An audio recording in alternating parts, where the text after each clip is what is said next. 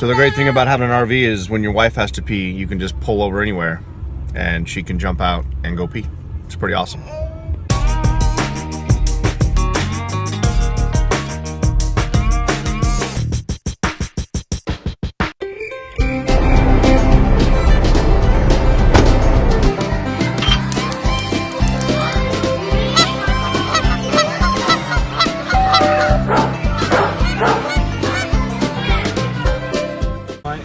Sure.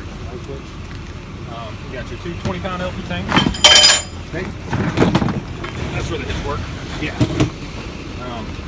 It'll automatically pull between both of them, but I recommend leaving one on and closing the other one. That way you know when you're at a halfway point. Right. Okay. You got your 24 battery back here.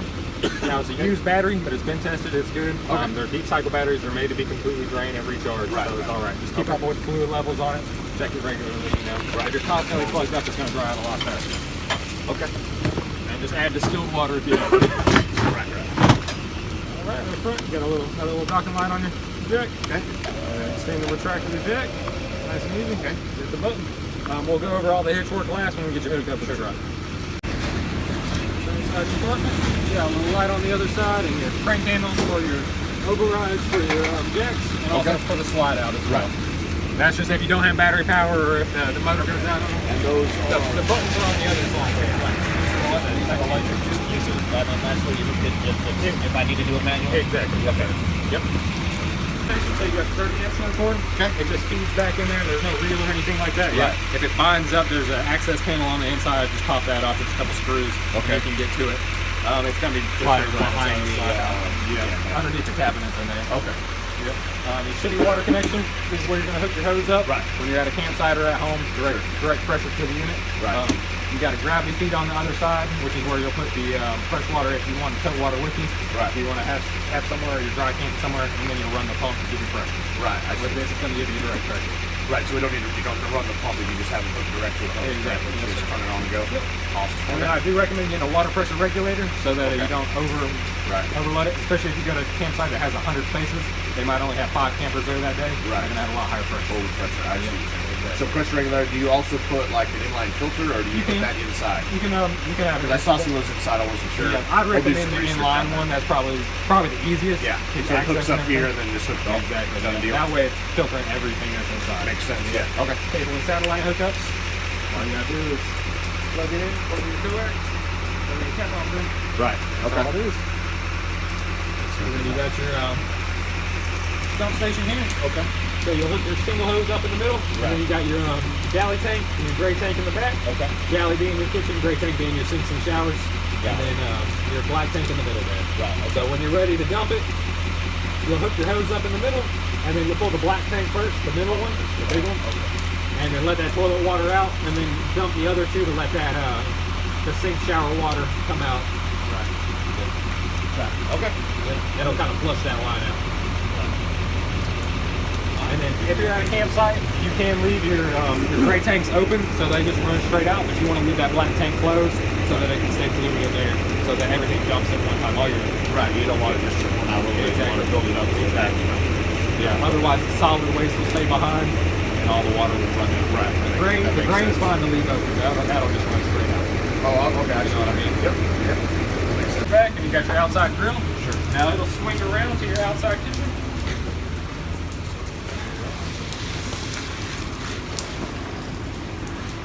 And then you got a quick disconnect line down below there. Propane. For your outside grill, yeah, for your 2 tanks up. Where's that line at? The hose should be in with the grill. Oh, okay. Oh, you know what? It's right here. Oh. You gotta, Is this it? Yes, sir. All right, cool. That's it. Awesome. Okay. Hot and cold running water outside and your mini fridge outside as well. Yep. And then you extend and retract for your rear stabilizers. Now these are just stabilizers. We don't even like to call them jacks because they're not meant to lift up a unit. Correct. Yeah. You just want it to come down and get solid. Yeah. And that's as far as you want to go. Okay. When it starts to lift it, you want to stop. Don't want to scrape the tire with it. Gotcha. Okay. So then what do you do to To level it, Yeah. front and the back, you're going to level it with your tongue jack. Right. Okay. Side to side, they make blocks you can roll up on, or Okay. just wood blocks if you want to go cheap with it. Right. The inside, they look like big yellow Legos. Sure. Okay. And most of the campsites you go to are going to be pretty level. Mostly, it's going to be front and back. It's going to go Right. just just like But that. as soon as they make contact, And that's if it. you notice it rocking around a little bit, you can bump it a little more. to give Sure, it a yeah, little- yeah. little But it's extra not designed to firmness. actually lift. Exactly. It will crotch you. I got you, but you're gonna burn up your motor. Yeah, okay. exactly. And then what are these? Those are low point drains. Right, So okay. hot and cold low point drains if you want to drain the water out of the line. Oh, I got you. Okay. But that's got nothing to do with this sink, right? No, That's no, it's no. all hooked It's up. all hooked together, yeah. So like say you wanted to drain the water out of it, you're not using it for a couple weeks, you don't want that stagnant water in there. Open those up, open all your faucets up, it'll all drain out of there. Right, I see. Now, when you go to winterize it in the wintertime, I do recommend bringing it into us to have us winterize it. Okay. Because if you just open up those low points and run the water out of it, Yeah. it's not going to get all of it. Oh, that won't get all. It's Right, going to yeah. freeze in Okay. certain places and it'll bust. I've heard like you can hook up. I know you can hook up. Airline to it. You hook up like an air compressor too. Is that basically I what you guys are recommend- doing, or we actually run antifreeze throughout the whole system. Right, We okay. bypass the water heater and run antifreeze throughout Okay. the rest of it. Drain the water heater out. what's something like that cost? On a ballpark, you know, not an Do you exact. know how much winterization costs? Okay, all right, Yeah. cool. Honestly, I don't see it's cold up in there. Normal fold. Yep. Yeah. No power. Good. Much stuff to break. You got it. I was Outside outlets. these tires are supposed to look like this because it looks like they're like cupped. Is that normal or like the outside tread? You know what I'm saying? Yeah, I think I saw that that's earlier. just this design of this specific tire. Yeah, okay. Honestly, most of them don't normally look like that, but yeah, that's just Okay. this brand of tire. I guess it's whatever they decide to put on Got there. you. Okay. What's yours? Now these are nitrogen tires. They got the green caps on them. Yep. So you'll want to refill them with nitrogen. There's only one place here in town that does it. It's Ed's Tire. Okay. Other than that, if you have to put air in it, it's not going to hurt it. It's just not 100%. Right. Yeah. With Okay. the fluctuation. The nitrogen, it doesn't Fluctuate. change with the temperature. Yeah, exactly.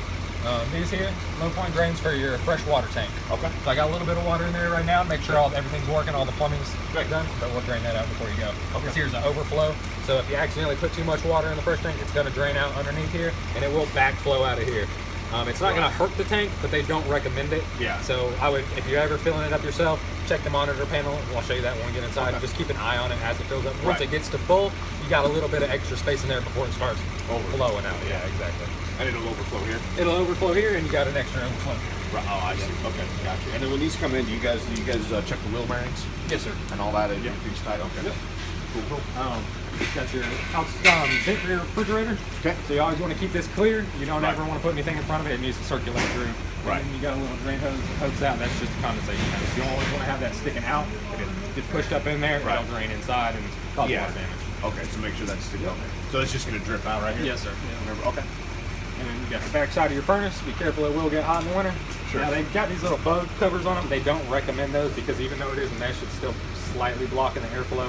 Gotcha. But people Make like sure to keep it's it on clean it. and free People and like make to sure keep the them on there to keep, especially the kids aren't the goblet or something in. Yeah. All right. Then you got the back side of your water heater. Okay. You got a pressure release valve on top, and you got a drain plug on the bottom with an anode rod in it. Now, every time during the winterization, when we pull that out of there, we'll check it out, make sure it's good to go. If it's not, if it basically keeps calcium from building up on the inside of the water heater. If it needs to be changed out, we'll change it out at that time. But just every winter, you'll want to check up on it. Okay. That's why I say if you do it yourself, you want to keep an eye on it because over time it'll eat away at it, and it'll just be a solid a little metal rod in there as opposed to the big solid rod. Now is this like self-igniting, or how do you? It's like, self-igniting get on it the going? Okay. So you got gas and electric for it. On the electric side, the only switch for it is on the breaker panel, and there's also Which is inside. a switch right down here. I like to keep this one on. Yeah. Keep the breaker panel off. And That's then for the- switch okay, for the electric side. Right. of it, yeah. Okay. And then turn it on and off at the breaker panel, just so you Right. don't have to come outside and open this up. That makes sense, right?